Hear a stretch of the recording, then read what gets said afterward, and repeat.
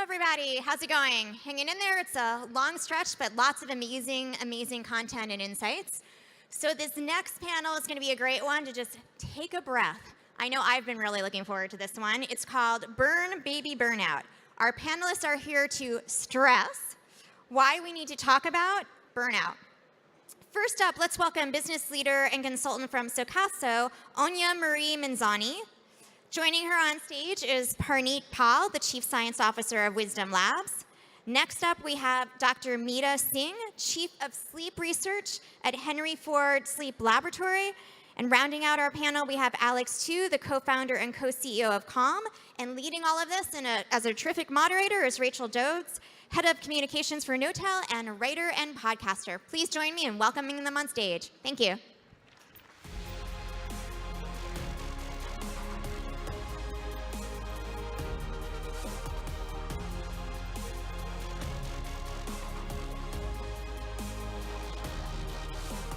Right place?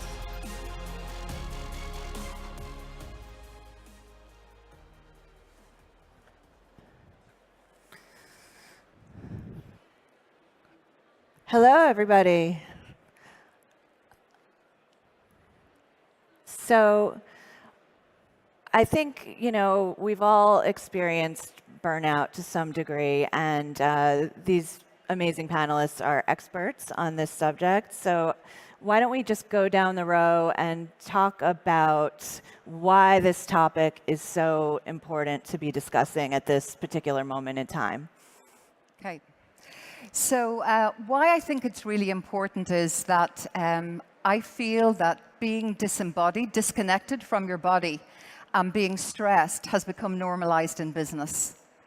And I think that the path to avoid burnout and or to recover from burnout is a difficult and challenging path, and I think it is a path of developing inner mastery. And I think the costs of not doing that personally, in terms of physically what that can happen to you, mentally what can happen, and the implications for the organization are significant. So my perspective is informed by a couple of things. I'm trained as a physician, and I work as a Chief Science Officer at Wisdom Labs, which is a company that's solving for stress and burnout and anxiety and lonely in the workplace. And so I've seen as a physician sort of the physical and mental aftermath of what stress and burnout can do. And then I find myself in a unique position being an entrepreneur in Silicon Valley, embedded in this culture while trying to solve for it. And I think that there's a huge cost to burnout that we need to address because for companies, it ends up leading to upwards of $300 billion in extra dollars that they have to account for. But then there's a huge human and personal cost as well in terms of rising rates of anxiety and depression and loneliness that are associated with burnout. So I'm a sleep doctor, and we should be spending about a third of our life sleeping, and we really don't, and that has profound implications on performance, as well as your day-to-day living. So we know that if you're right now burnout, they say the prevalence is about 40 to 50% of the workforce, which is it's a large amount. That's about half the workforce. But it directly affects things, aspects of your performance that will affect business. So although you're overworking to make yourself more productive, sleep deprivation can actually result in impaired decision-making. It can impair your physical body, and it can make you overly emotional. All things that, if you're in any stage when you're working, it's bad for you. Yeah, I mean, burnout clearly is bad for productivity and bad for general well-being. I mean, Calm is in the business of helping people deal with the stresses of modern life. And at Calm, we work really hard, but we try and create an environment where people don't get burnt out because that means people aren't operating at their best. So there's a sweet spot where you're working hard and not getting too stressed out. And the growth of Calm and other apps like it, I think, are symptomatic of a society that's pushing perhaps a little too fast, and the access to all the world's information at your fingertips, the pressures of modern life in general are really pushing people a bit too far, and so that's why we're seeing success. That's interesting. I think from a corporate culture perspective, it would be a little contradictory if people were burning out at Calm, at your company.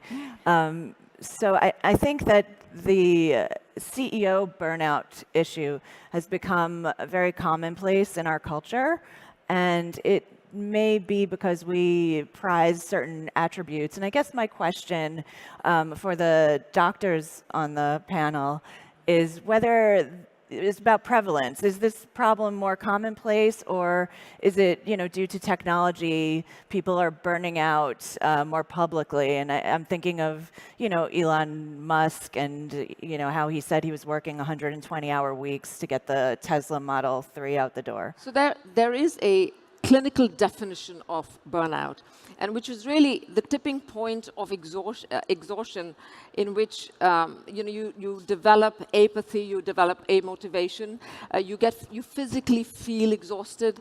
You also have difficulty either sleeping at night, and you sleep less, and that it's like a vicious cycle. Now, there are certain predisposing personality factors. So being a type A, being a perfectionist, as well as having a slight amount of insecurity, which will make you work even harder, right? It makes you want to work, put in those extra hours.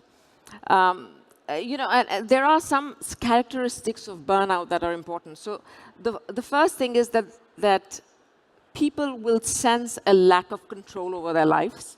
And although they are performing at their level best, so although you're working really hard, you have this niggling sensation that you can't sustain it. So that would be a good way to tell whether you are burning out, when you're burnt out. Now, we know, in response to your original question, we know that type A personalities are often in the C-suites, amongst founders. So burnout is quite often amongst them. And that's a bad thing, because it, if that's the example you set, then the people you're working with, that's the example they're going to follow. I'm going to let you. Yeah. And I think it's important to remember that when we read these stories about CEO meltdowns, we're really focusing on a really small subsection of founders and investors and all of us in this room who are trying to do good things in the world. And so I think it's important to sort of make our way through the noise and look at the underlying issues. So definitely there's a subsection of folks who are struggling with mental health disorders and personality disorders that get exaggerated in these stories when they come out in the media. But the rest of us who are in the entrepreneurial world, we really are working in conditions that with the odds stacked up against us, right? 40% of startups will fail after a year. 90% will not survive 3 years. And when most entrepreneurs start out, they don't have a good support system. They don't have a safety net. They don't know how to navigate uncertainty. And most importantly, none of us, when we were growing up in school, were taught how to navigate stress and difficult emotions in a skillful way. So I think all of these factors sort of come together, and it's a perfect recipe for burnout.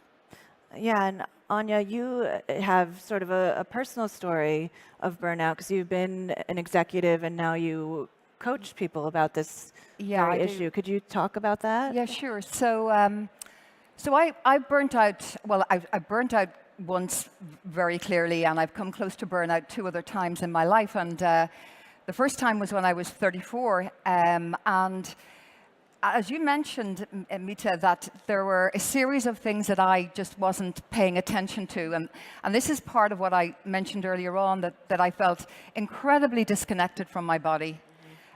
My self-worth, because I'm one of these type A's, my self-worth was defined by my work. And I just kept pushing.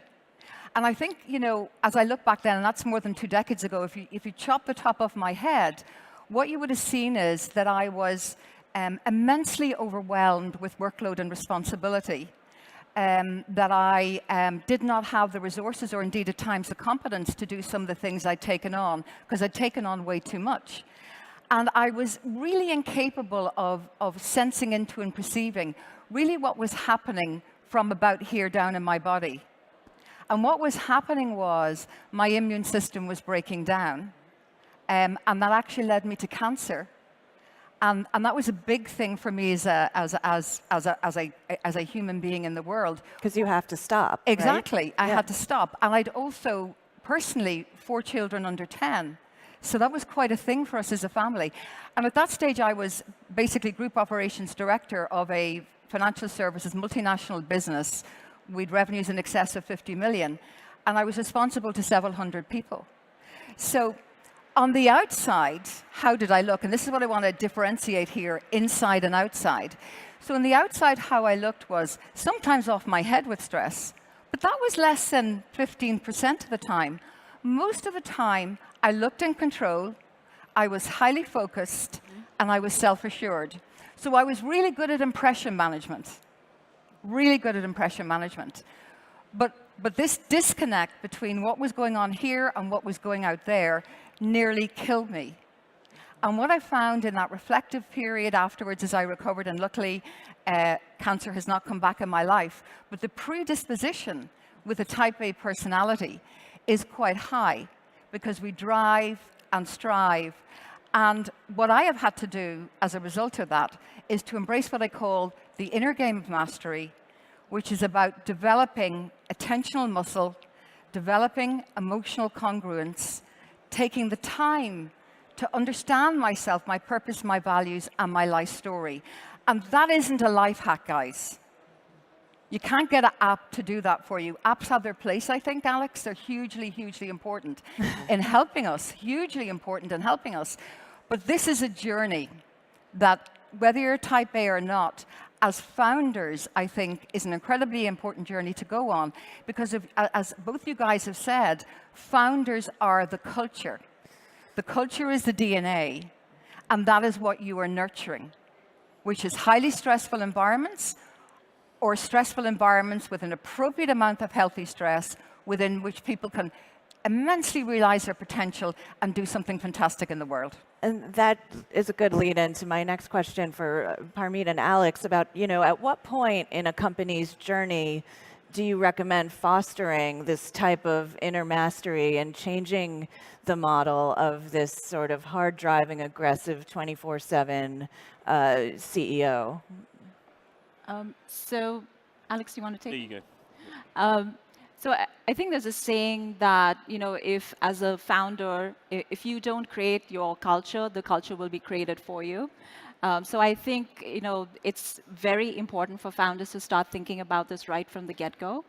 And, Alex, what's your take on this? Yeah, I mean, we've had it in our culture from day one. I think you're totally right that you have to be mindful of what culture you're creating, even when it's just 2 people at the very start. And at Calm, we like to encourage people to take time off when they need it. There's no set rules around that. If people need to take a day or take 2 weeks, it's totally fine. And then baked into our culture is mindfulness, because that's the arena we're in. So we do the daily Calm every morning at 10 a.m. as a team, which is great for just getting people together, but also to start the day from a place of calm rather than a place of stress. So I think, it's highly important to set the tone. I mean, we're obviously a startup, and it's a brutally competitive world, so we have to work hard too.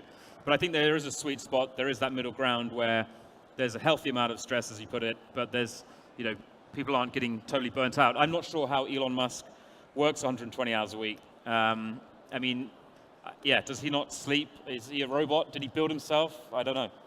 Well, he doesn't sleep. He had to take Ambien, and then he goes on Twitter and publicly melts down, which is horrible.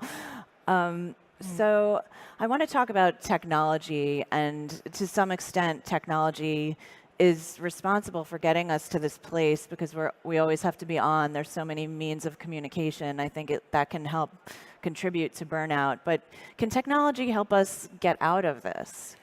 Can I be controversial on this one and say that I think that technology has brought tremendous benefits, like just amazing benefits to us as human beings. But I actually think we need to turn it off more at intervals during the day. Your phone not on, just on this silent, but actually on airplane mode. Because I think one of the biggest things we need to do is actually to be with ourselves. And mindfulness is a hugely important part of that, building up the capacity for that. But it is also taking the time to come home to ourselves. And actually, and this is a really important piece because we hear about diet and sleep, which is hugely important, and exercise and all these things. But I would like to see more body practices embraced outside of work, inside of work, and specific types of yoga, not just yoga generally as this big amalgam of things. And other body practices, Ayurvedic, series of treatments, Reiki, all these things are available to us because the big issue is that we are disconnected and our faces are in our phones and in our laptops. And we need to create distance and we need to switch off more. Physically switch the devices off more to create the space to be with other human beings and to be with ourselves. Yeah, I think those are very important points. And I also want to emphasize that, the reality is that we are working in small teams or big offices in open environments. There's a lot of technology. We have multiple tabs open. We have notifications. We have back-to-back meetings. We feel overscheduled. So I just want to acknowledge the reality of the spaces and that it may not be possible all the time to turn our devices off as much as we would want them to. And so what we're trying to do at Wisdom Labs is to, first of all, walk that talk and in how we show up as a company, but also in creating our products, we were very intentional in using technology for good and also acknowledging that behavior change is really hard. Yeah. It's really hard when you're trying to become resilient or mindful or compassionate, or you're trying to build a kind of psychological safety and trust that's really important in teams to be effective. And that's what founders need to really focus on. It's all great to read a study and see that, oh, I need to build psychological safety and trust, but how do you actually do that operationally? And when you come down to it, the skills that you need to build are the ability to communicate effectively and the ability to be more empathic and compassionate. So with our products at Wisdom Labs, what we've done is we have an app that you use at work. So it's all integrated into your workday. So for example, if you're just heading out for a difficult meeting, or maybe you're having a conflict with a colleague, or maybe you have a big presentation. So we've really geared our practices to help you in that moment during your workday. So it's not some extra thing that you do outside. But then more importantly for behavior change, community is really important. We're more likely to do something when our friends are doing it with us or our colleagues are doing it with us. And so we have a peer-to-peer community practice program as well. So again, the idea is, can we activate the spaces, the physical environment in our companies, but also our social spaces that we hang out with throughout the day to really start embedding that kind of mindful and compassionate culture. I mean, technology, I think, is not inherently good or bad. I think there have been some unintended consequences from the invention of the internet and smartphones. But I think technology, has a reflexive ability to then fix the problems it's creating. So there's now momentum, on the side of also Apple and Google to provide information and tools to help people manage their screen time. And then there are apps like Calm as well. But I don't think that we necessarily have to put up with these negative attributes and consequences. I think that there will be solutions to it because depression and anxiety are on the rise. So we need to figure it out. But inherently, I think the pros of technology outweigh the cons. We just need to fix the cons. Right. So I think there's one thing to point out is that one of the reasons why technology is bad specifically at night is because, number one, the blue light from the backlit screens can suppress melatonin and can prevent you from sleeping, which is essential for rest, right? The second thing, of course, is the content itself. So it's so easy to reach for your phone and check your email to see if there's any work email and get into that cycle of maybe I should respond immediately. So that's just something to keep in mind. So I do believe that technology is actually best kept out of the bedroom. Yeah. Especially which is how you get rest. The second, in continuation to her point, so science says that for every 60 to 90 minutes of focused work, you need about 10 to 15 minutes of downtime for that work to actually be resultant growth or be productive, right? So, and that would include anything like maybe, do meditation on an app, talking to somebody, talking to your coworker about non-work related stuff. Right. Maybe even watching something on Netflix, something to wind down. And then that's how growth really happens, is to put short periods of rest within the day and then follow the entire day with a good period of rest at night. That's how you would effectively prevent burnout. Yeah, and I think, we're talking about this, and it's really important, obviously, for our health, but it's also good for business. Yes. And, it stands to reason that a more well-adjusted executive team and a corporate culture that values inner mastery would have higher employee retention rates. So I was hoping we could talk about some of the emerging research on why this type of stability is a more important way to operate. So if I could, in that context, Rachel, refer to some research that was published recently. It was research, it's entitled Still Moving. And still is a very interesting word because everything in the context that we live in now is hyper transparency, hyper accountability, hyper invasion of our personal spaces. So this is still moving, and the still moving research has proven, which was conducted over more than a year with a variety of business leaders in all sorts of organizations, including in startups and with founders, that in fact, having inner mastery, and I'll come back to some specifics on that, will give you a 50% more chance of success. That's a 50% more chance of success than if you haven't developed your inner mastery. So what are these skills? What specific skills came out of that study? What came out were two were ones we'd recognize around mindfulness in relation to the capacity to be non-judgmentally present, the capacity not to act out immediately. But what also comes out is, in these 4 key skills for inner mastery, was the capacity to be able to basically perceive more deeply into what is happening in the systemic whole of what is going around you in your business, and also to accept reality as a starting off point and to move from there.